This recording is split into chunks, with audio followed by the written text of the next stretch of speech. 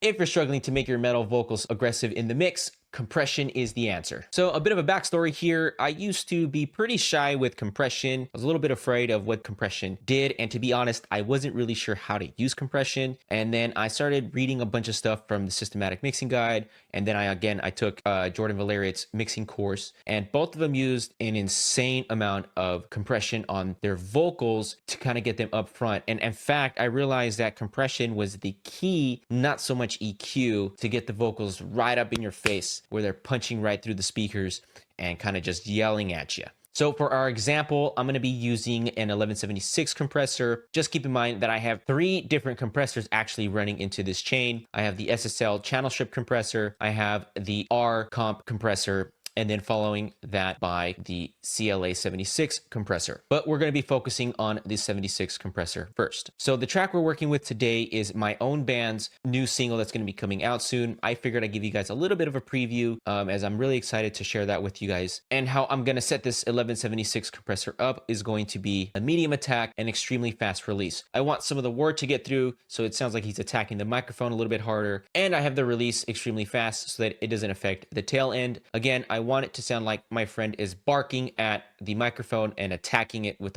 tons of aggression. So a medium attack, fastest release, 4:1 ratio. And let's take a look at how much compression I'm going to be adding with this compressor here.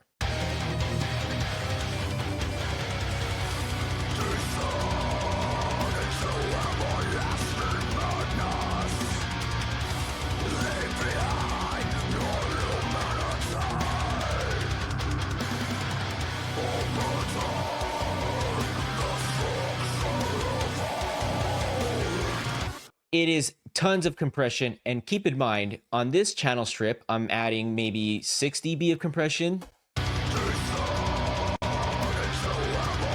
All right, and then on the R comp, I'm adding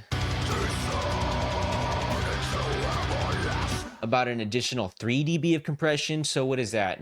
It's about 19 decibels of compression being added to this vocal track that my friend is singing on. And the reason I'm doing that is because I want to have the first stage compressor to control the peaks, the second stage compressor to control the tail, and finally this 1176 compressor is going to just add the vibe and aggression. He's going to be introducing more of the front end attack and going to be giving me a bit of distortion because 1176 compressors are known for adding a bit of grit and distortion to the tracks. Now, as usual with all my tutorials and videos, I'm going to A/B this specific compressor here. Pay attention to how it loses a bit of vibe and a bit aggression when I turn it on and off.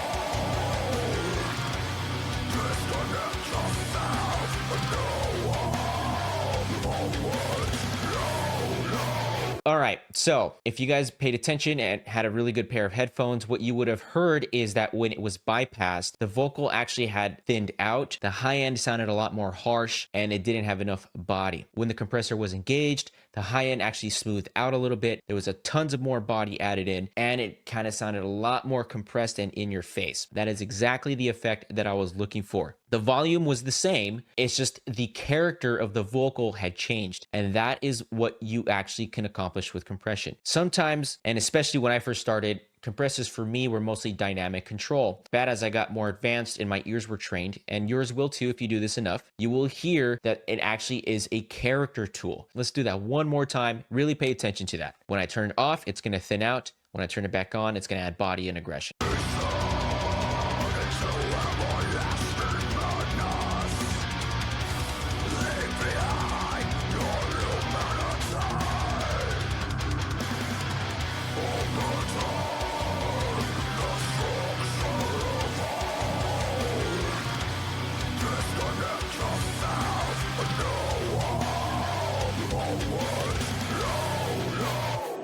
Absolutely phenomenal. It's the only vocal compressor I ever use to add that aggression and edge that I love on my screamed vocals. So let's quickly go over the settings again. 4:1 ratio, medium attack, fast release, tons and tons and tons of compression.